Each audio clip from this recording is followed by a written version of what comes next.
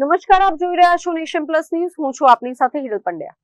નર્મદા જિલ્લાના રાજપીપળા ખાતે સંસ્કૃત સપ્તાહની ઉજવણીના ભાગરૂપે ભવ્ય સંસ્કૃત ગૌરવ યાત્રાનું આયોજન કરવામાં આવ્યું હતું. ભારતીય સંસ્કૃતિની મૂળ ભાષા અને જ્ઞાન પરંપરાની પ્રતીક સમાન દેવભાષા સંસ્કૃત પ્રત્યે જનમાનસમાં ગૌરવની ભાવના પ્રબળ બને તેવા શુભ આશયથી આ યાત્રા યોજાઈ હતી. ગત રોજ રાજપીપળા ખાતે સંસ્કૃત ગૌરવ યાત્રા યોજાઈ હતી. યાત્રા પૂર્વે વિવિધ શાળાના વિદ્યાર્થીઓ દ્વારા નર્મદા અષ્ટકમ અને સંસ્કૃત શ્લોકોચ્ચારણ સાથે સાંસ્કૃતિક પ્રસ્તુતિઓ રજૂ કરવામાં આવી હતી. ત્યારબાદ રાજપીપળા નગરમાં ભીલ રાજાની પ્રતિમા ખાતેથી નાંદોદના ધારાસભ્ય ડોક્ટર દર્શના દેશમુખે આ યાત્રાને પ્રસ્થાન કરાવ્યું હતું, જેમાં મોટી સંખ્યામાં વિદ્યાર્થીઓ અને નગરજનો જોડાયા હતા. યદપાંગ પરિશ્વંદે વિશ્વમેતદ વ્યવસ્થિતમ स्वामीनारायण श्रीमान स्वयं विजयतराम स्वयं. मैं सम्राट पाटिल, मैं पोईचा विद्यालय में पढ़ता हूँ. मैं आज यहाँ पे एक संस्कृत भाषा का एक कार्यक्रम हुआ, एक यात्रा हुई. तो मैं संस्कृत भाषा के महत्व के बारे में कुछ बोलना चाहता हूँ.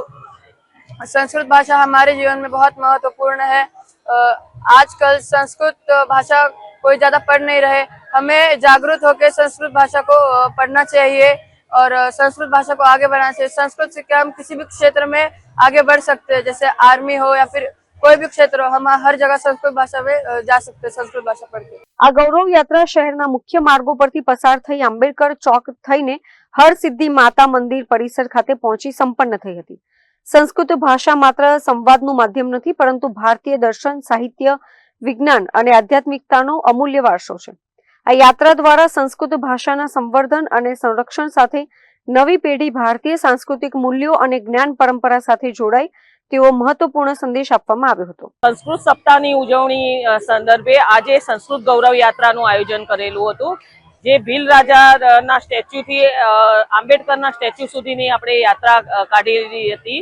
એમાં રાજપીપળા નગરના તમામે તમામ ગવર્મેન્ટ ગ્રાન્ટેડ અને સેલ્ફ ફાઇનાન્સ સ્કૂલના વિદ્યાર્થીઓએ ભાગ લીધો હતો.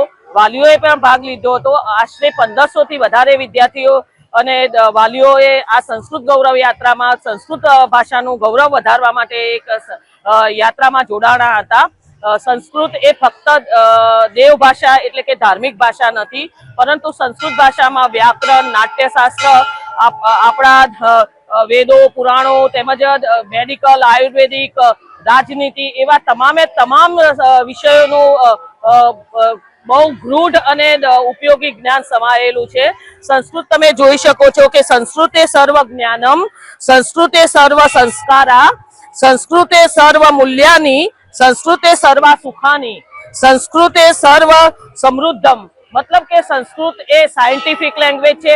વારંવાર સંસ્કૃતના શ્લોકોનું જો આપણે રટણ કરતા હોઈએ તો આપણા શરીરના તમામે તમામ ઓર્ગન્સ એ સાયન્ટિફિકલી એમાં ફેરફાર થાય છે અને તંદુરસ્ત શરીર બને છે.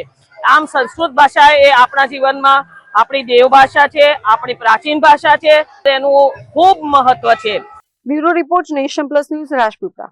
સમાચારોના સતત અપડેટ મેળવવા માટે અમારી નેશન પ્લસ ન્યૂઝની યુટ્યુબ ચેનલને સબસ્ક્રાઇબ કરો, બેલ આઇકન દબાવો અને જોડાયેલા રહો ફેસબુક, ઇન્સ્ટાગ્રામ અને ટ્વિટર પર.